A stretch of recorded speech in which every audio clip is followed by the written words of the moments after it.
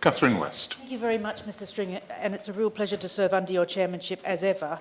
And I thank the Minister for also allowing a little bit more time for responding to some of the concerns which we've been raising since 2015 when the all-party group first began. And the member for Leighton and Wanstead is a fantastic swimmer, unlike the member for Hornsey and Wood Green, who poodles up and down the Hampstead Heath ponds on warm days. However, the important thing is access and equality of provision for children, because schools, as the Minister is aware, should be the great equaliser. And regardless of parental ability to swim, the important thing is that every child learns to swim. And unfortunately, we're not seeing much consistency across the piece. We know that almost every child who goes to school, it being a national curriculum requirement for them to be able to swim 25 metres by the end of Year 6, perform a range of strokes, and to be able to safe self-rescue by the time they leave primary school. Of course, different schools have different priorities, but surely, now that this is an Ofsted priority, it should really be much more uniform across the piece. It's particularly worrying, as the member for Leighton and Wanstead has said, that we're going backwards.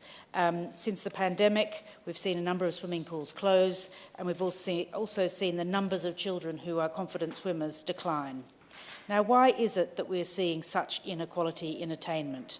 Now, we know, for example, that Sport England's Active Lives Children and Young People survey shows that while 90% of the children for the most affluent families can swim 25 metres by years 7 to 8, that figure falls to just 53% of children with low family affluence. And it's a very similar story when it comes to the ability to self-rescue. Similarly, when looking at ethnicity, the figures reveal shocking disparities, with 80% of white children in years 7 to 8 able to swim 25 metres compared to just 50% of black children or 56% of Asian children. But it shouldn't have to be this way, because if you look at the figures for children who want to swim more or who either like or love swimming, then children from poorer backgrounds or those from ethnically diverse communities are just as keen to swim as their friends. So it's not a lack of desire accounting for the difference. I know there's been some good work, for instance, through the Inclusion 2024 project, and my honourable friend has mentioned the Black Swimming Association, but I'm very keen to hear from the Minister what is the recipe that we need for success and what assessment his department has made of the reasons for these stubborn inequalities and what practical steps are planned to address these. One of the contributing factors could be access to water facilities, as the member for Leighton and Wanstead has said. We know that hundreds of pools have been lost up and down the country since 2010, particularly due to the high cost of running them with the energy bills. But I wonder whether the Minister agrees with me that in such a situation, it's unsurprising that attainment levels across London are below the national average. My constituency, for instance, Hornsey and Wood Green, is covered by the London Borough of Harringay, which is one of the local authorities with the biggest shortages of publicly available water space. Quite a lot in the private school sector, but not enough in the publicly available water space. Just 35% of children of all ages across the borough can swim 25 metres. Even within London itself, though the discrepancies are huge, Hammersmith and Fulham, same sort of children, an area just 10 miles to the west of Harringay with no shortage of water, sees 88% of children in the borough able to swim 25 metres. Whilst in recent years there's been some welcome national funding through the National Leisure Recovery Fund and the Swimming Pool Support Fund, for which I give credit to the government, they do need to be seen in the context of falling swimming ability rates. The National Leisure Recovery Fund was much needed, but only ever a short-term sticking plaster. And the Swimming Pool Support Fund was massively oversubscribed, showing the huge level of need in the leisure sector. There's no substitute for long-term sustainable funding to deliver the network of community pools we need to provide school swimming opportunities for all children. A recent survey from the Local Government Association shows sport and leisure services remain under huge pressure, with more than half of local authorities needing to make cost savings to them this year.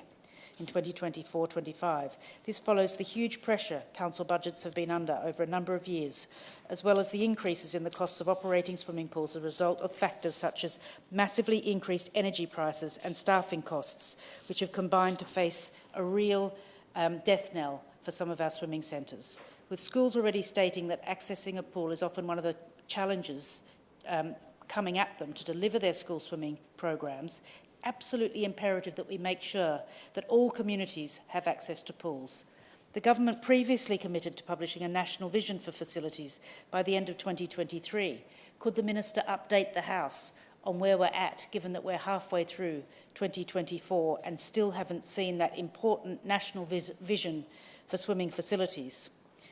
The second point I want to make, and incredibly briefly, because I know that Mr Stringer is getting very impatient in the chair, but as a former council leader will be very sympathetic on the point about council funding.